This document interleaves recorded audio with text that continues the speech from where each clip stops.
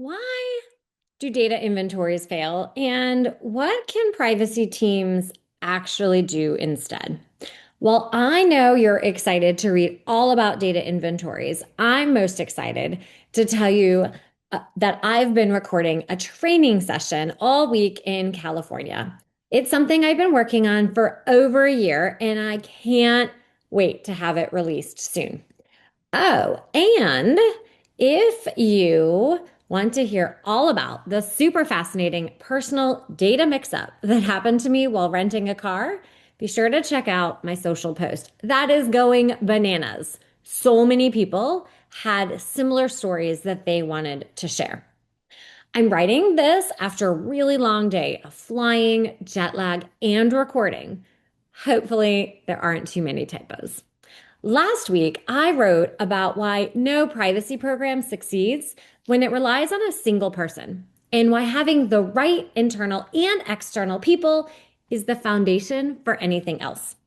This week, I want to talk about the next layer, process, starting with one of the most important, most misunderstood, and most commonly avoided parts of privacy operations, the data inventory. I've written a lot about data inventories over the years, and that's because a data inventory is the foundation of any privacy program.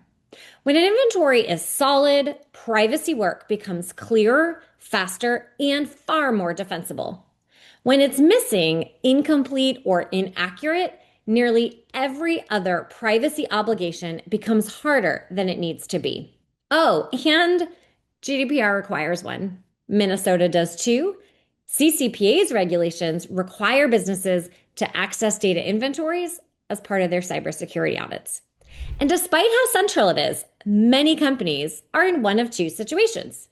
They don't have a data inventory at all, or they have one, but it's wrong, incomplete, or so disconnected from reality that no one fully trusts it. There are two ways data inventories fail. Most data inventories fail in one of two ways. First, many companies simply don't have anything in place. They may have a privacy notice, a cookie banner, or even a vendor review process. But if you ask, how do you know what personal data you process, how you use it, and where it goes, there isn't a clear, organized answer. Second, many inventories exist, but they're wrong. They miss systems, vendors, data uses, or categories of data that matter most, such as sensitive data, children's data, or data used for AI. Or they're written at such a high level that they can't support real privacy work. Once an inventory is wrong, teams stop relying on it. And at that point, it becomes a checkbox instead of a tool. It's why we always ask companies during our privacy program assessments whether they complete a data inventory and to actually see their data inventory.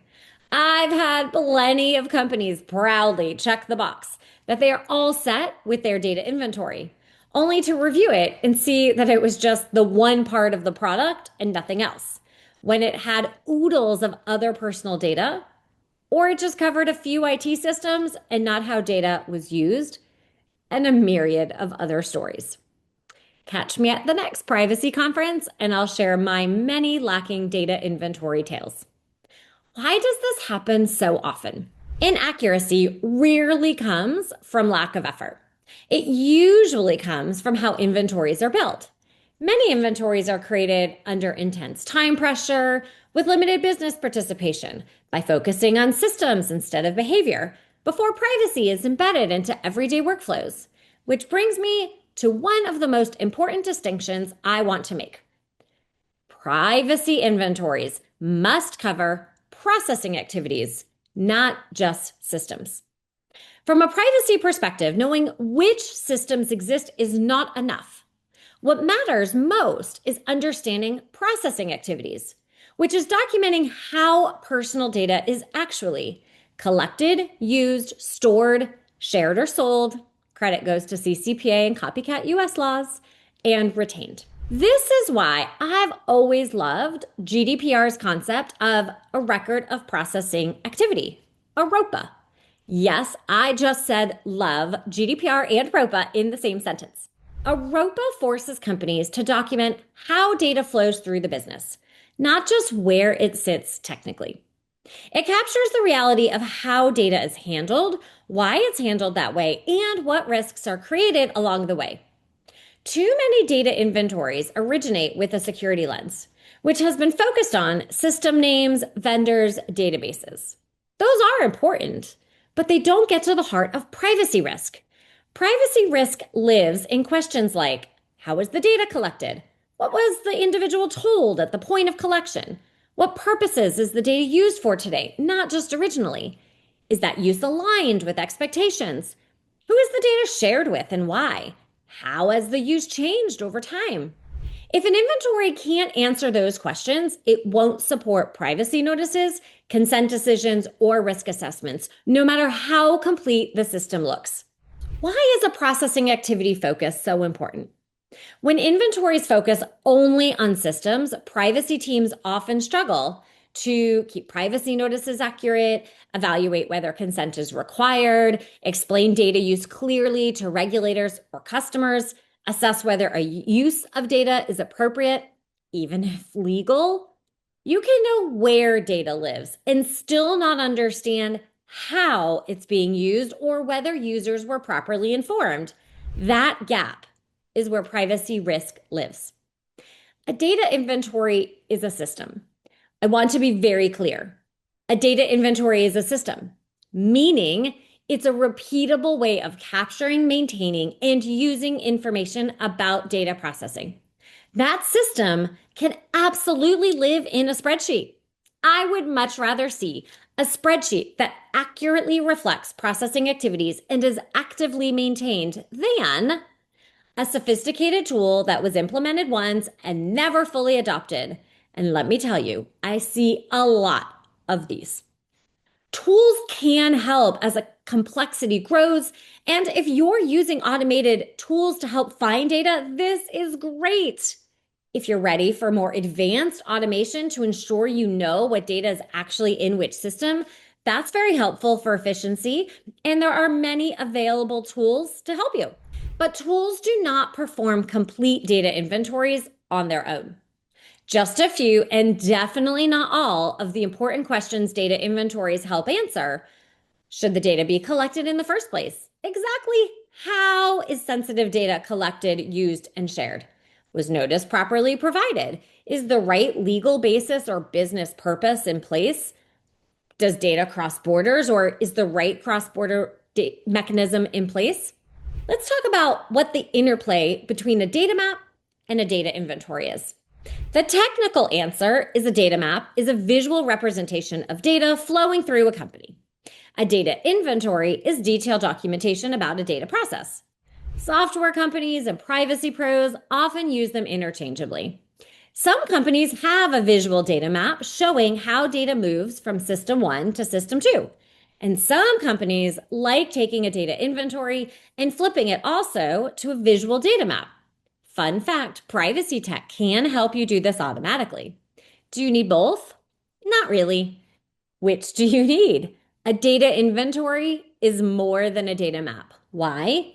Because the data inventory is what actually explains the legal basis, business purpose, and all the other detailed requirements under privacy laws. If you only have a data map, you can still use that to get started and identify the business processes associated with it. For example, you might show that data moves from the website to Salesforce, and within Salesforce, it lists name and email, and likely a long list of other data elements. But for our purposes, we're making it super simple. You can ask what business processes are using name and email, such as a new email newsletter signup. Then you can document all the details for email newsletter signup and surveys as separate business processing activities. How should you think about business processing activities? Here are some sample activities to help you brainstorm processing activities. So think about marketing. There might be digital analytics, digital marketing, email newsletters. You might have HR where there's recruiting and onboarding, performance management. Finance might have accounts payable, accounts receivable, employee reimbursement. You might have customer service where people are calling in, customer support, sales, new leads, and drafting quotes and proposals. So, kind of think by department to identify the different actual business activities that they are doing. And then you flip those into business process activities. And yes, there are still deadlines in year two and beyond. Another misconception I hear often is that the pressure around data inventories fades after the first year. In reality, deadlines don't disappear, they multiply. They show up as new state laws going into effect, new vendors, amendments with changing definitions and thresholds, new product features, launches, and AI initiatives, using existing data in new ways, enterprise customer due diligence, regulator inquiries, and enforcement. I haven't yet met a company that doesn't have a business that changes during the year. What does a useful privacy inventory look like? A useful data privacy inventory is not the longest or most detailed one. It's one that allows a privacy team to confidently answer core questions about what data is collected, why it's collected, how individuals are informed, where the data goes, what risks are created. And at a minimum, it should support privacy notice accuracy, consent and opt out decisions, privacy rights fulfillment, vendor oversight, privacy risk assessments, AI and new data use reviews. If it can't do those things, it may exist, but it's not going to be very useful. How can you improve a data inventory without starting over? Most companies don't need to scrap what is already done. They just need to shift the focus. The fastest improvements usually come from ensuring a processing activity approach, prioritizing high risk processing activities, documenting how data is collected and used, not just where it lives, tying inventories updates to real workflows, and validating accuracy on some type of regular cadence. And I'm always asked what that cadence should be. And it depends. Complexity of the business, how often are teams changing vendors and innovating with new products, campaigns, or processes? So more often equals more regular check-ins. We have some companies that do it quarterly or biannually or even annually. For teams using the assessment or spreadsheet approach, creating a schedule that has regular updates and interviews with teams is critical. If using automation to ensure accuracy with data elements tied to systems, it still needs a regular review schedule to flag and review privacy risks. We talk a lot about data inventories, and we created a free data inventory template as well as an accompanying guide. And we also help companies select the best software for its situation and do the privacy tech implementations. Be sure to visit redcloveradvisors.com to go grab those free materials. There's so much to talk about data inventories that I can't possibly do it all in this one newsletter. So definitely stay tuned for more on this topic. As always, I want the newsletter to reflect what you are navigating right now. What's the hardest part of your data inventory today? Is it getting accuracy, capturing processing activities, keeping it updated, or getting the business to participate? Be sure to let me know. Drop a comment, send me a message. I really review every single comment, and I'm so grateful for the ones I've received so far. And I'll be sure to include those in the next issue. For now, thanks so much,